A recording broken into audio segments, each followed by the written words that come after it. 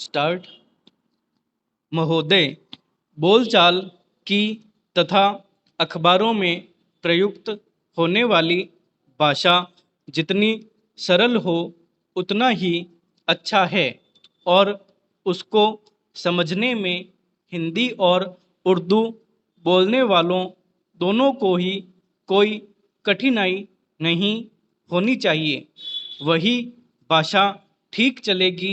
मैं उत्तर भारत के लोगों से, जहाँ हिंदी अथवा हिंदुस्तानी बोली जाती है, यही कहना चाहता हूँ कि यदि वे चाहते हैं कि हिंदी अथवा हिंदुस्तानी सारे भारतवर्ष में चले तो उनको अहिंदी भाषियों को अपने साथ लेने का प्रयास करना चाहिए, क्योंकि वे जिस भाषा को नहीं अपनाते वह सारे देश की भाषा नहीं हो सकती।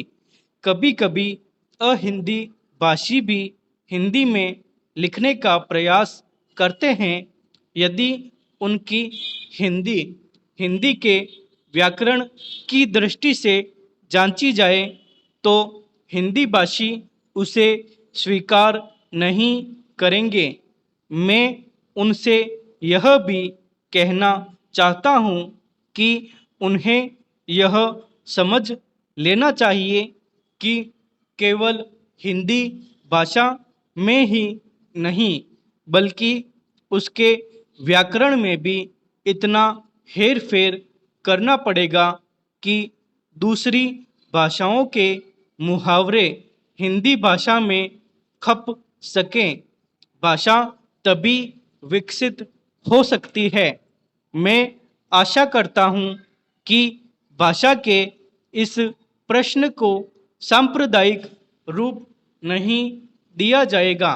उसे एक बार सांप्रदायिकता का रूप दे देने पर उसका उसमें से निकलना कठिन हो जाएगा।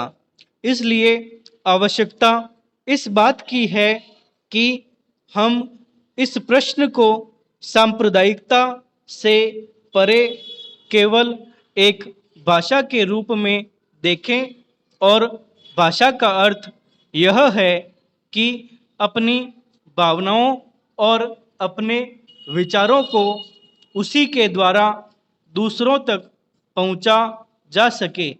यदि राष्ट्रभाषा ऐसी भाषा बना दी गई है जिसे कुछ ही लोग समझे तो हमारी समस्या हल नहीं हो सकती। हमें संकीर्ण विचारों से दूर रहना चाहिए। भाषा के संबंध में विचार करते समय किसी एक राज्य की दृष्टि से नहीं बल्कि सारे देश की दृष्टि से विचार करना चाहिए और तभी भाषा को वह रूप प्राप्त होगा जिसका मैंने उल्लेख किया है। महात्मा गांधी देश में उस भाषा को चलाना चाहते थे जिसे वह कभी हिंदुस्तानी अथवा कभी हिंदी कहते थे। दोनों में कोई अंतर नहीं है। यदि ऐसी भाषा को जिसे सभी लोग समझ सकें हम हिंदी कहें या हिंदुस्तानी, उसमें कोई अंतर नहीं। मैं नहीं समझ पाता कि इसमें झगड़े की क्या बात है। एक दूसरा झगड़ा लिपि के बारे में भी है।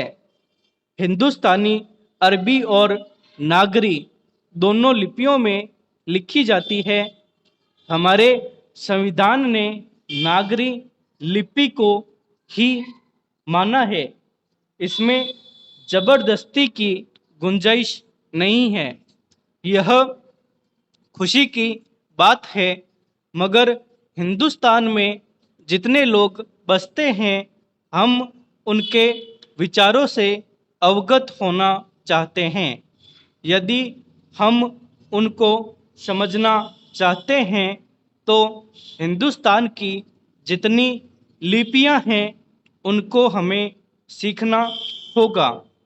दक्षिण वालों को हिंदी भाषा भाषियों से यही शिकायत रही है कि वे तो हिंदी सीखते हैं पर हिंदी वाले दक्षिण की भाषा कभी नहीं सीखते।